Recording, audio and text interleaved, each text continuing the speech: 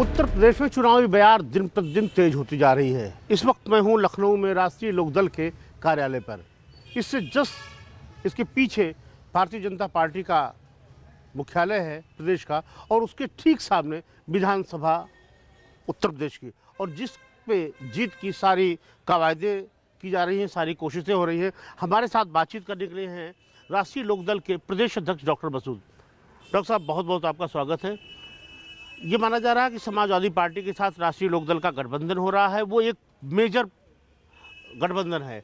तो क्या ये मान लिया जाए कि जो तमाम छोटे छोटे दलों को आपने इकट्ठा किया है, सबकी बातचीत हो गई है, राष्ट्रीय लोकदल के साथ फॉर्मल समझौता हो चुका है, सिर्फ सीटों का ऐलान बाकी है, और वो कब तक कर देंगे आप? ऐसा है कि ये जो भारतीय जनता पार्टी की प्रदेश में सरकार है, इसको सत्ता से बेदखल करने के लिए इनका जाना ज़रूरी है। तो राष्ट्रीय लोकदल के राष्ट्रीय अध्यक्ष चौधरी जैन जी और समाजवादी पार्टी के राष्ट्रीय अध्यक्ष माननीय अखिलेश यादव जी, दोनों ने बहुत विचार विमर्श करने के बाद गठबंधन किया। और उसके बाद समाजवादी पार्टी के नेता राष्ट्रीय अध्यक्ष अखिलेश यादव जी ने तमाम छोटे छोटे दलों को मिला करके महागठबंधन बनाया। उसमें हमारे राष्ट्रीय अध्यक्ष चौधरी जैन जी की भी सहमति रही है। ये महागठबंधन भारतीय जनता पार्टी का मुकाबला करने के लिए आगामी चुनाव में तैयार है, और तैयार ही नहीं है। हम इनको सत्ता से बेदखल करना चाहते हैं, सत्ता से हटाना चाहते हैं, इसलिए कि देश बर्बाद हो गया है, सभी लोग त्रस्त हैं, और मैं समझता हूँ कि सभी संवैधानिक संस्थाएं संकट में हैं और लोकतंत्र भी खतरे में है। इसलिए अब उत्तर प्रदेश से योगी सरकार जी का जाना ज़रूरी है। कहा जाता है कि दिल्ली की जो सत्ता है उत्तर प्रदेश के लखनऊ से होकर गुजरती है। तो हमारा ये मानना है कि अगर हम इनको 2022 में विदा कर लेते हैं योगी जी को, तो 2024 में मोदी जी अपने आप ही विदा हो जाएंगे। ये संकल्प लेकर के हम लोग मैदान में। लेकिन बीजेपी और दूसरे दलों को कहना है कि साहब देखिए, उनके पास कोई जनाधार है नहीं, छोटे छोटे दल मिले हुए हैं, सीटों का बंटवारा तक हो नहीं पा रहा है। अलीगढ़ के कार्यक्रम में अखिलेश जी स्वयं शामिल नहीं होते अनाउंस करने के बावजूद। तो कहीं ना कहीं उनका कहना है कुछ मतभेद चल रहा है, सीटों का आप डिक्लेयर नहीं कर पा रहे हैं। क्यों नहीं कर पा रहे हैं आप? ऐसा है, हम देख रहे हैं, सभी पार्टियों को देख रहे हैं कि किसी ने अपनी कोई लिस्ट निकाली, भाई हम ही से क्यों पूछा जा रहा है? चाहे वो भाजपा हो, चाहे वो कांग्रेस हो, चाहे और दल हो। मैं समझता हूँ कि ये जो इस बार का चुनाव है पिछले चुनाव से अलग है। पता नहीं क्या सब इंतज़ार कर रहे हैं, और हमारा तो गठबंधन है, रणनीति के तहत काम चल रहा है। और जहाँ तक बात है कि अखिलेश यादव जी नहीं गए अलीगढ़ में, तो सब जानते हैं कि उनके परिवार में उनकी बीवी और उनकी बच्ची ये कोविड के शिकार हो गए थे। तो जाहिर सी बात है कि परिवार का मामला है, तो परिवार पहले है कि नहीं? बात सही। और माननीय अखिलेश यादव जी को क्वारंटाइन होना पड़ा, आइसोलेट होना पड़ा।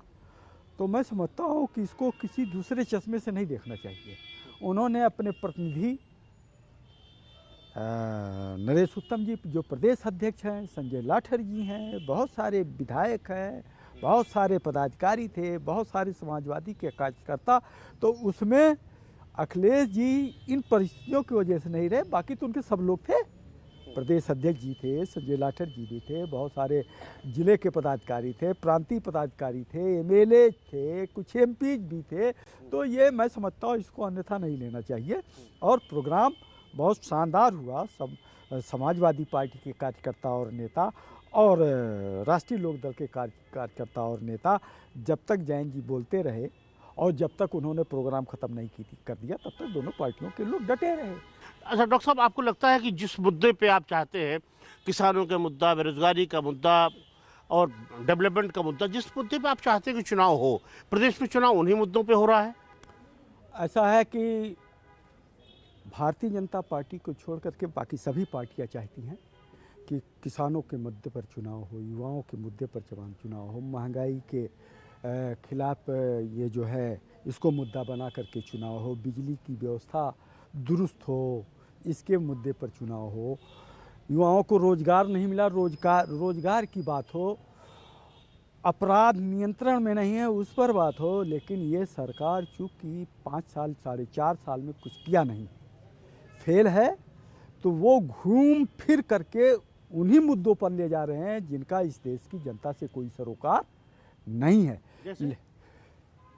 अब जैसे अब ये धर्म संसद शुरू है कि नहीं? बात सही, मतलब किसानों को उन्होंने पहले छला नहीं, छला क्या, वो तो तीनों कानून वापस ले लिए, जो आपकी डिमांड थी वो वापस कर लिए। वो कह रहे साहब एमएसपी पे जितनी खरीद हुई इतनी खरीद चौधरी चरण सिंह के समय पे नहीं हुई, तो लेकिन आपको चूंकि पॉलिटिकल विरोध करना है, उनके खिलाफ खड़े ही होना है, इसलिए आप खड़े हैं। उन्होंने बगैर किसानों से पूछे जबरदस्ती तीनों काले कानूनों को थोपा, किसान उसके विरोध में आकर के सड़कों पर बैठा, उन्होंने धरना दिया, प्रदर्शन किया, और कितने दिन दिया? साल भर से ज़्यादा दिन तक बैठे रहे। 750 किसान मर गए। भारतीय जनता पार्टी का कोई नेता वहाँ पूछने नहीं गया, देखने नहीं गया, बल्कि उल्टे उनको खालिस्तानी, पाकिस्तानी, आतंकवादी, चोर, किन किन शब्दों से उन्होंने उनको सुशोभित किया है, समझे नहीं आप?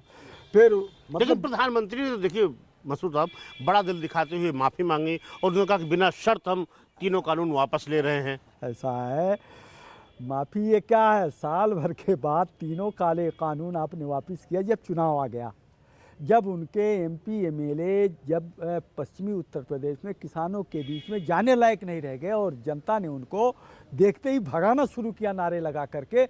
और मैं किसानों को मुबारकबाद देना चाहूँ कि आज भी भारतीय जनता पार्टी के जो एमपी एमएलए हैं सब वो जाने की हिम्मत नहीं कर रहे हैं।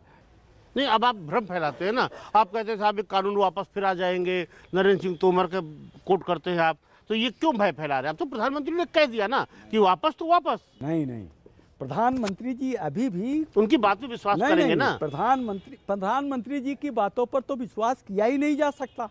प्रधानमंत्री जी ने पिछली बार जब वोट लिया था 14 में, तो क्या क्या कहा था?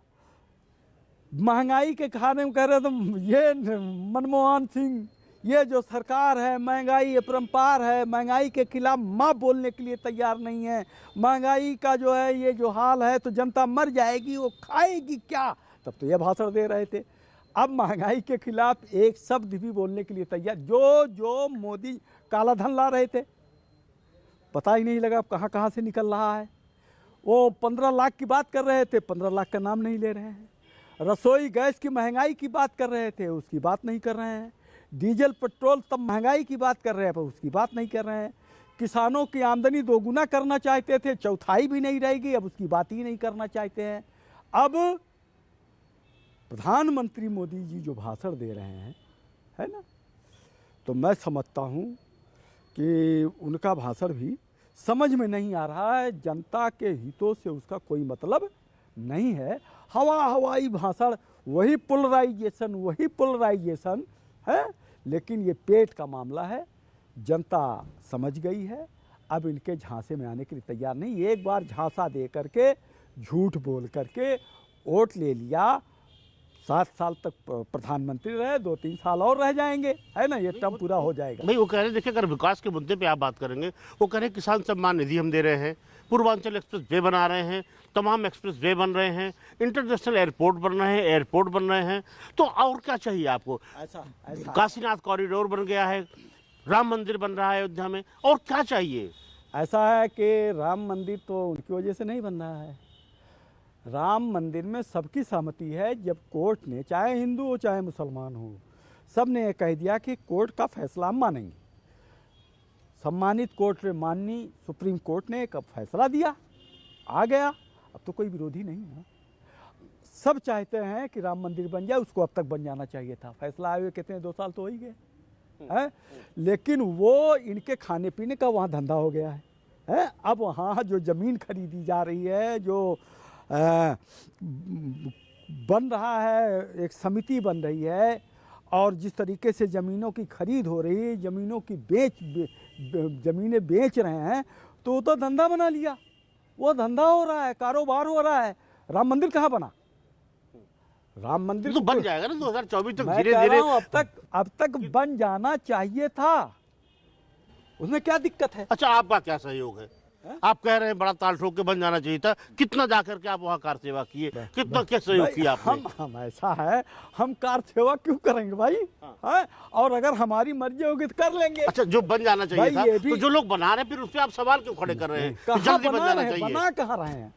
सवाल ये है कि हमारा प्रश्न ये है, बना कर रहे हैं, बनाओ तो हम स्वागत करेंगे ना भाई। बन के वो तैयार हो जाना चाहिए था, लेकिन उसको उस पर राजनीतिक रोटी सेकने का काम कर रहे हैं। मैं ही नहीं कह रहा हूँ, इस प्रदेश की, देश की जनता कह रही है। समझे नहीं आप?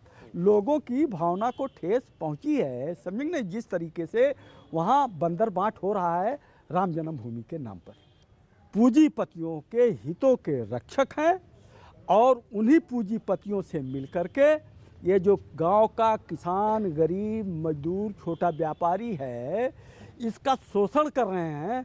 शोषण करके वो पैसा इन्हीं पूंजीपतियों के जेबा में जा रहा है, और मुझे लगता है कि चुनाव में इनकी भी हिस्सेदारी है। चुनाव में वही पैसे जनता में इस्तेमाल होंगे। और ये जो आ रहा 1000-2000 रुपये आप कह रहे हैं किसानों को दे रहे हैं ना, है?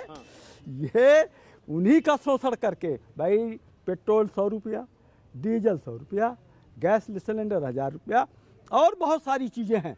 ये पैसा ले करके 2000-1000 रुपया, 2000-1000 रुपये से किसानों का भला होगा, है?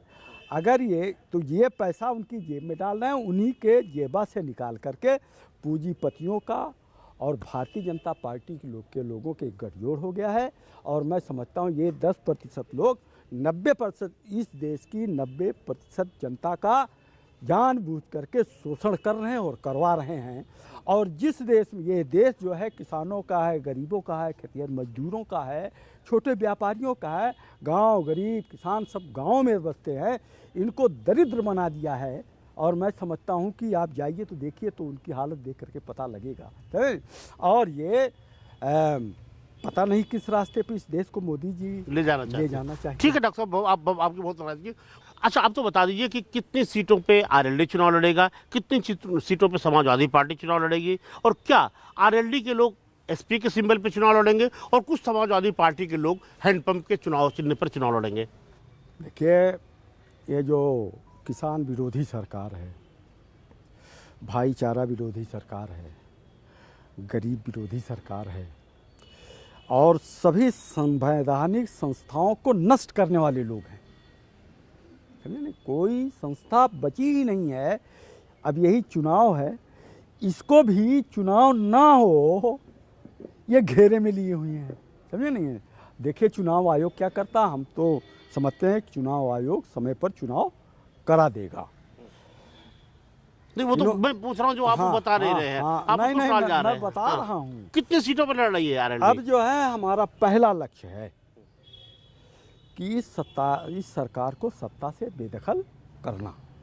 इसलिए राष्ट्रीय लोकदल के राष्ट्रीय अध्यक्ष चौधरी जयंत जी और समाजवादी पार्टी के राष्ट्रीय अध्यक्ष ने समझौता किया, गठबंधन बनाया है और तमाम छोटे दलों को मिलाया है। तो पहला लक्ष्य हमारा है कि इनको 2022 सत्ता में बेदखल करना। अब सीट की बात है, दोनों नेता सौहार्द वातावरण में और अच्छे माहौल में बैठ कर के बात कर रहे हैं। दोनों की विचारधाराएं तकरीबन एक है।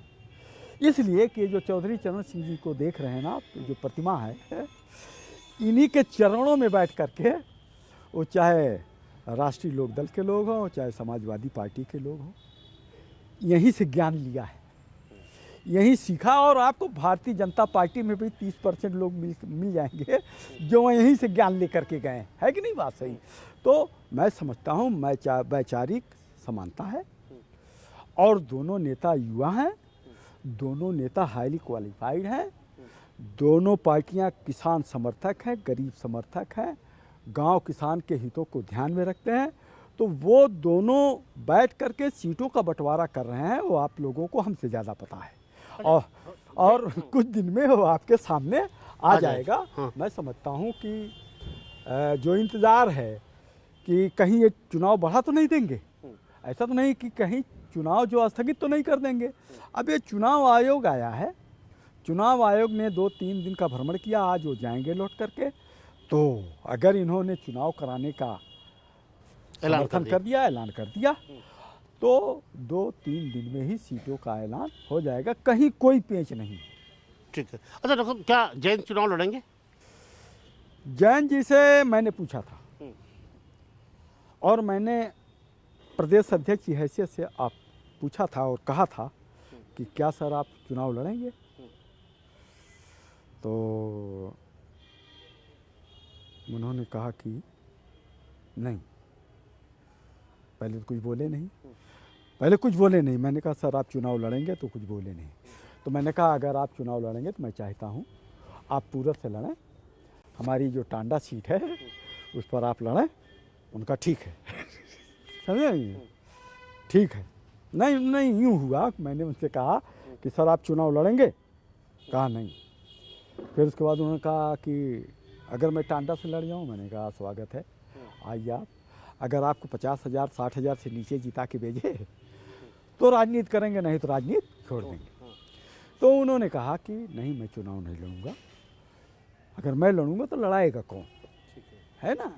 तो मेरे ख्याल से ये 3 महीने पहले की बात है, 3 महीने 4 महीने पहले की बात है।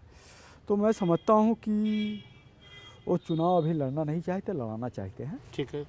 और मैं समझता हूँ कि जैसे उनकी पत्नी चारू, मैं उसके उनको भी आपने चुनाव के लिए कहा था? हाँ, मैंने ये कहा जैन जी से कि आप नहीं चुनाव लड़ रहे हैं तो चारू जी को चुनाव लड़ाइए और मेरी चले, अगर मेरी माने, है ना? अरे प्रदेश अध्यक्ष क्यों नहीं मानेंगे? निकाल दीजिए पार्टी से, उनको नहीं मान रहे। मेरी स्पष्ट राय, मेरा स्पष्ट मत है कि चारू जी को चुनाव लड़ना चाहिए और मैंने अपनी राय जैन जी को दे दिया है। समझे नहीं? पार्टी के सभी लोगों की राय है कि दोनों को चुनाव लड़ना चाहिए, है कि नहीं? वैसे उससे एक माहौल बनता है। तो अगर जैन जी नहीं लड़ेंगे, अगर वो नहीं लड़ते हैं तो चारू को तो कम से कम लड़ाएं, है कि नहीं भाती? वो पूरब देखेंगे, पश्चिम देखेंगे, दोनों देखेंगे, हम लोग भी देखेंगे। तो मेरी ये राय है। डॉक्टर साहब आप भी चुनाव लड़ेंगे? इरादा तो है। अब यार दोनों नेताओं पर, राष्ट्रीय लोक दल के राष्ट्रीय अध्यक्ष और समाजवादी पार्टी के राष्ट्रीय अध्यक्ष माननीय अखिलेश यादव जी, ये दोनों के ऊपर निर्भर करता है कि वो हमको चुनाव, है ना, क्या करते हैं। लड़ने का इरादा है, लड़ने की इच्छा है, मैं चुनाव लड़ना चाहता हूँ। ठीक है। डॉक्टर साहब ये बताइए, आप बार बार कह रहे हैं कि संवैधानिक पदों पे बैठे लोग पूरे संविधान की हत्या करना चाहते हैं, क्या मतलब संकेत किस तरफ है? ऐसा है कि मैं समझता हूँ कि इन्होंने कोई संस्था छोड़ी नहीं, चाहे वो सुप्रीम कोर्ट हो, चाहे वो चुनाव आयोग हो, चाहे वो आप समझ लें कि CBI हो, चाहे वो ED हो, चाहे वो और क्या कहेंगे इनकम टैक्स डिपार्टमेंट हो, है कि नहीं वासी? इन्होंने छोटी से लेकर के बड़ी संस्थाओं तक पर कब्जा करने की कोशिश किया है। कभी कभी काबिज हो गए हैं, कभी कभी फिसल गए हैं हाथ से इनके लोग, है कि नहीं वासी? है, समझे कि नहीं? लेकिन कोशिश किया बराबर इन्होंने, इनकी कोशिश तब भी थी, अभी भी, और इनकी कोशिश जब तक ये सत्ता में, इनको केन प्रकारेण ये सत्ता पर रहना चाहते हैं, काबिज रहना चाहते हैं। इनका लोकतंत्र में कोई विश्वास नहीं, लोकतंत्र की धज्जी उड़ा करके भी ये किसी भी तरीके से सत्ता पे काबिज रहना चाहते हैं। पहले भी चुनाव होते थे, लोग ताल ठोंक के जाते थे, दोनों पक्ष, तमाम पार्टियां चुनाव लड़ती थी, सब में सौहार्द का वातावरण बरकरार रहता था, सब भाषण देते थे, मंच से उतरने के बाद लोग एक दूसरे से गले मिलते थे, हारने पर भी गले मिलते। अब तो जैसे लग रहा है युद्ध हो रहा है, चुनाव नहीं युद्ध है। अच्छा डॉक्टर साहब, आपको क्या लग रहा है कि क्या आप लोग चुनाव मुद्दे पे ला पाएंगे कि नहीं? और जिस तरह से इनकम टैक्स की रेट पड़ रही है, तमाम लोग आपके सहयोगी दलों पे उंगलियां उठ रही हैं, हालांकि उन्होंने साफ किया कि वो पंपी जैन वो नहीं है, समाजवादी इत्र वाले, तो आपको क्या लगता है कि इस पर तो नाराजगी नहीं होनी चाहिए? अगर काला धन कहीं पकड़ा जा रहा है तो आपको स्वागत करना चाहिए, आपको बुरा लग रहा है? सवाल समय का है, इनका हर काम चुनाव के समय ही शुरू होता है। समझे? ये जो संस्थाएं ये परमानेंट हैं, ये तो है नहीं खाली चुनाव के समय में इनको तनख्वाह मिलती है कि नहीं बात सही? ऐसा तो है नहीं। और पता चला है कि फंसाना चाहते थे अखिलेश जी को, फंस गए बीजेपी वाले। समझे कि नहीं यार? उज्जैन जिसके यहाँ जाना था उल्टे चले गए बीजेपी वाले जैन के यहाँ। तो अब वहाँ से निकल रहा है, अब सब चुप्पी साध ली है, अब भागने का रास्ता नहीं मिल रहा है। हम उसका स्वागत करते हैं। अगर इस देश में चोरी पकड़ी जाए, डकैती पकड़ी जाए, भ्रष्टाचार पकड़ा जाए, उसमें क्या दिक्कत है कि नहीं है? खाली मुख्तार और अतीक और पता नहीं कौन और तो सबके लिए तो है एक।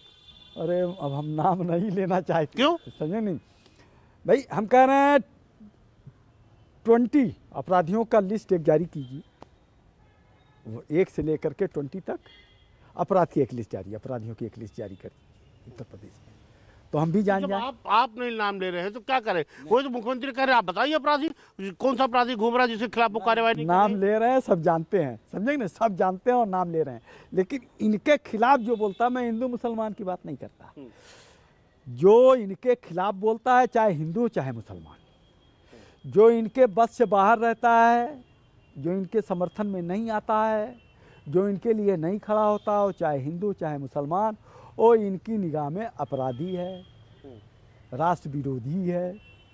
समझे नहीं आप?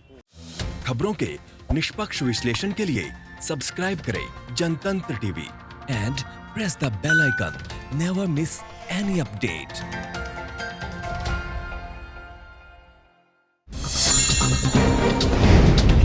डाउनलोड कीजिए जनतंत्र टीवी ऐप को, जो कि अवेलेबल है गूगल प्ले और ऐप स्टोर पर। अधिक जानकारी के लिए अभी डाउनलोड करें।